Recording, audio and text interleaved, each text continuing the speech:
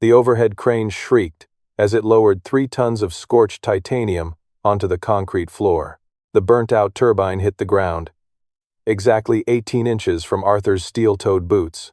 Acrid smoke still curled from the shattered intake housing. The smell of melted wiring and burnt oil filled the entire hangar. Vance threw a greasy maintenance logbook directly at Arthur's chest. It hit the floor with a dull slap. Vance was the project engineering director. He wore a $1,000 suit that didn't belong anywhere near a hangar floor. Fix it in 14 days. Vance pointed a trembling finger at the wreckage. He made sure his voice echoed off the high metal ceiling. Or you, and your entire crew of glorified wrench monkeys, can clean out your lockers. The rest of the shop floor went completely dead silent. Dozens of mechanics stopped what they were doing. Spanners were lowered. Welders shut off their torches. They all knew the truth about what happened. That prototype engine had blown up on the test stand. For one reason, Vance had forced a critical stress run without installing the proper thermal shielding. He wanted to impress the board of directors with early results. But the gamble failed, terribly. Now Vance desperately needed a scapegoat. He needed a quiet, low-level guy to take the fall before the military inspectors arrived. He looked at the roster and chose Arthur. Arthur didn't say a word. He didn't argue. He didn't explain. He certainly didn't beg. He just knelt slowly beside the ruined multi-million-dollar machine. He placed his bare hand against the still warm metal housing. He ran his thumb over a sheared retaining bolt. He stared into the blackened combustion chamber for exactly 5 seconds. Then he stood up. He wiped his hands on a shop rag, and he nodded. Once. In this world, the most terrifying sound isn't a powerful man screaming at the top of his lungs. It is the utter silence of a father who has been backed into a corner. Before we go any further into this story, if you are also someone who pushes through the hardest days for the sake of your family, drop a bold declaration in the comments. Type, "I will never give up," and make sure you hit that subscribe button to walk alongside us through these incredible journeys. When the 5 o'clock whistle finally blew, Arthur punched his time card. He walked out into the humid evening air. He climbed into his beat-up truck and drove across town to a small apartment complex. The moment he opened his front door, the heavy, oppressive silence of the hangar vanished. A 9-year-old boy came running down the narrow hallway. Leo nearly tackled him with a massive hug. Arthur lifted the boy up off the floor. He spun him around until they were both laughing out loud. This kid was the only reason. Arthur clocked in every single day. His apartment wasn't exactly luxurious. The furniture was second-hand, the carpet was slightly worn at the edges, but the living room was dominated by a massive glass fish tank. Beside it sat a complex rack of PVC pipes. Water trickled gently through the system, growing bright green hydroponic lettuce. Arthur liked things that required immense patience. He liked things that needed quiet, consistent attention to thrive. After dinner, they sat out on the tiny balcony picking fresh greens for the next day. Leo swung his legs back and forth. He looked up and asked if Arthur had gotten in trouble at work today. Arthur looked deeply into his son's worried brown eyes. He smiled softly. He reached into his pocket and pulled out a small, broken toy helicopter. "Nothing is ever truly broken, buddy." Arthur tapped the cracked plastic rotor blade. "You just have to understand exactly how it was meant to be put together in the first place." While Arthur was tucking Leo into bed, Vance was sitting completely alone in his glass office. The blinds were tightly drawn. The cold glow of the computer monitor illuminated the heavy sweat on his forehead. He was typing furiously. He was overwriting the server access logs from the past 3 months. Vance had intentionally bypassed the company's strict procurement department. He had sourced cheap, uncertified insulation materials from a shadow vendor. He did it to pocket a massive kickback on the military contract. The turbine didn't fail because of poor maintenance or bad luck. It literally melted itself from the inside out. Vance just needed to stall the federal investigation for 2 weeks.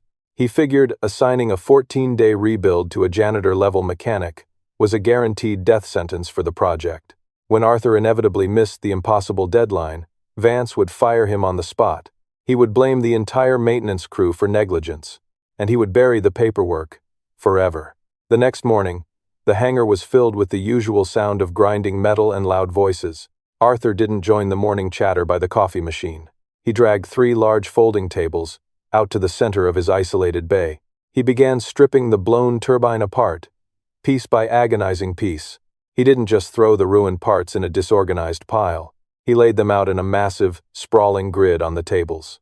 He marked every single component with a strip of colored tape: red for primary heat failure, yellow for secondary structural stress, blue for impact damage. The older mechanics slowly gathered around the edges of the bay. They watched him, in complete silence. They had never seen a maintenance guy run a forensic breakdown like that. Arthur worked with a fluid, terrifying precision. He didn't check the digital manuals. He didn't look at the engineering blueprints. He just moved his hands. It was as if the engine's entire complex architecture was burned deeply into the back of his eyelids. On the 7th night, Arthur stayed long after the overhead fluorescent lights went out. The sprawling hangar was completely deserted. He walked down the long, dark corridor toward the back security office. The night watchman was an old guy named Marcus. He was pouring a cup of terrible break-room coffee. Marcus owed Arthur a massive favor. Arthur had spent his entire weekend fixing Marcus's wife's car transmission for free last winter. Arthur quietly asked to use the physical archive room.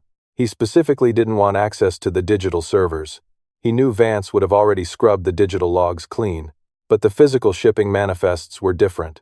The carbon copies signed in ink at the loading dock were still sitting in cardboard boxes downstairs. Marcus looked at Arthur for a long moment.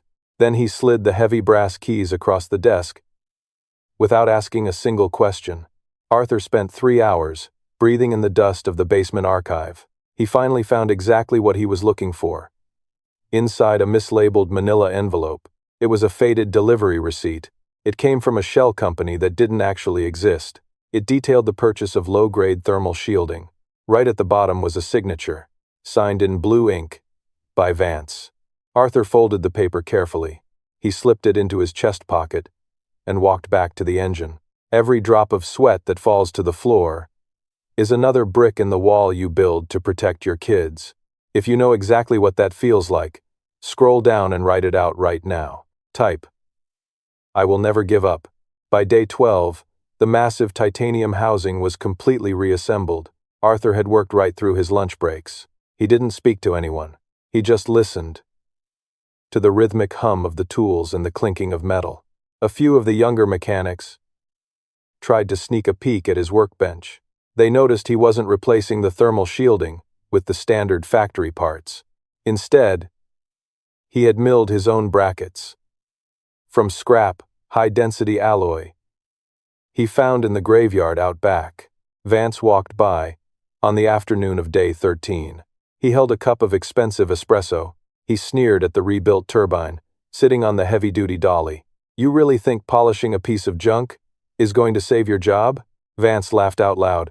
I've already drafted the termination paperwork for your whole shift. Arthur didn't even look up from the torque wrench. He just kept tightening the final manifold bolt. The morning of day 14 arrived with a heavy downpour.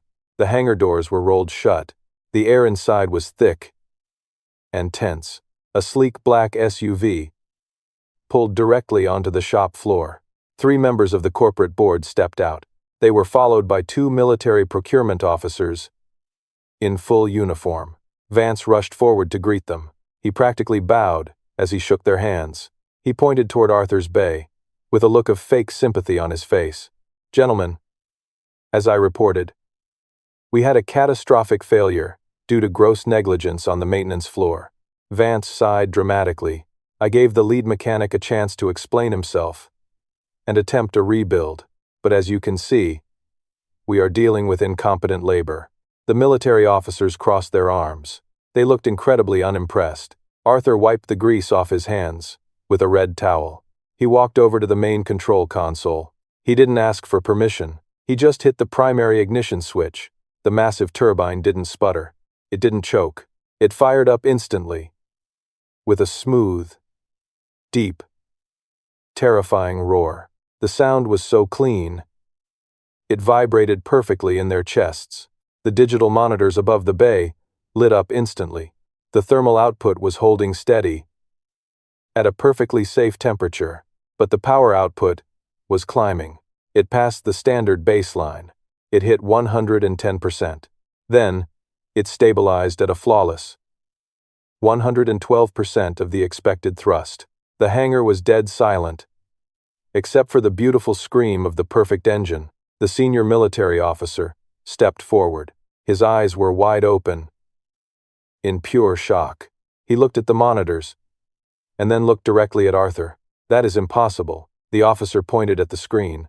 "The current prototype can't handle that thermal load without melting the core." Vance's face went completely pale. He started stammering. He panicked and pointed a shaking finger at Arthur. "He stole classified components." Vance yelled over the noise of the engine. "This mechanic is a thief. There is no way a floor worker understands the thermal matrix of this machine." Arthur calmly reached over and shut the turbine down. The heavy silence rushed back into the room. He walked directly up to Vance. He didn't raise his voice. "I didn't steal anything, Vance." Arthur reached into his chest pocket. He pulled out a heavy, faded silver ID badge. He dropped it flat on the metal table, right in front of the board members. It read, "Arthur Hayes, Senior Chief of Original Architecture. I just rebuilt it using the original blueprints." Arthur stared right into Vance's terrified eyes. "The same blueprints I designed 5 years ago, right before you stole my position and pushed me out." The board members gasped. The military officers stepped closer to examine the badge. Arthur didn't stop there.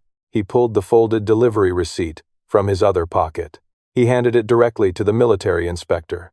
"I couldn't prove it back then, because I didn't have access to the physical manifests." Arthur pointed at Vance's signature.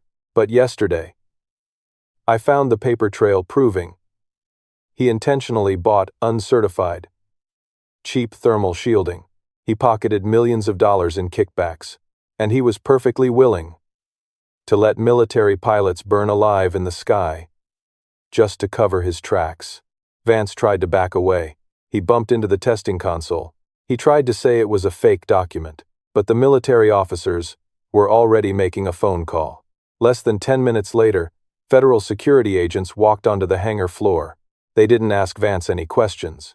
They grabbed him by the arms, put him in handcuffs, and marched him out into the rain. The moment evil is forced to bow down to the truth is always worth the wait. Let's affirm this one last time together. In the comments, type, "I will never give up." The CEO of the company walked over to Arthur. He looked deeply embarrassed.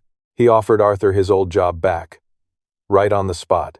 He promised a multi-million-dollar salary, full control of the division, and a corner office. Arthur looked at the incredible engine he had just brought back to life. Then, he looked at his old silver badge. He shook his head. "I don't want the corner office." Arthur crossed his arms. "I want a consulting role. I will work exactly 3 days a week, and I leave at 3 in the afternoon." The CEO looked confused. He asked why any man would turn down that kind of power and money. Arthur smiled, for the first time all day. "Because my son has a fishing tournament this Friday, and I promised him I would teach him how to bait his own hook." The CEO didn't argue. He signed the new contract right there, on the hood of a tool cart. Arthur walked out of the hangar that afternoon, a completely free man. The greatest power you can ever hold isn't a massive title or a huge bank account. It is having absolute control over your own time. It is having the freedom to protect the smiles of the people who matter most. Because at the end of the day, a job will replace you in a week. But to your kids, you are completely irreplaceable.